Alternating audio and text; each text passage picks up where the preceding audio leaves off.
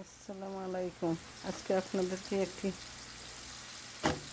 ওষুধের শাক দেখাচ্ছি। এগুলা কীভাবে রান্না করছি। পেঁয়াজ, রসুন, কাঁচামরিচ লাল করেছি। এই যে দেখেন শাকটা, যা পেটের জন্য খুবই ভালো। এগুলো প্রায় সময় আমি ভাজি করে খাই। হ্যাঁ,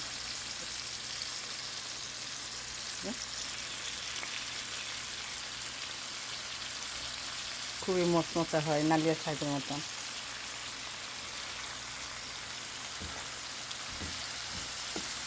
আমি এগুলা কেটে গুনিচ্ছি। কেটে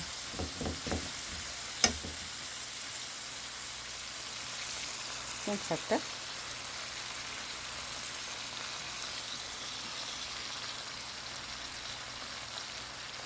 বেশি করে কাঁচামরিচ, পেঁয়াজ, রসুন, সামান্য হলুদ দিয়ে ভাজি করবেন।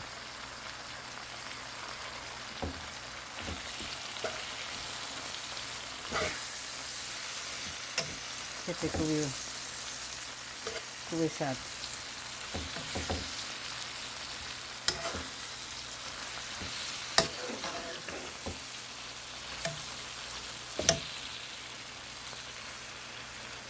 আমি প্রায় সময় এগুলো ভাজি করি। গরম গরম ভাতের সাথে খাইয়েন, দেখবেন খুবই মজা।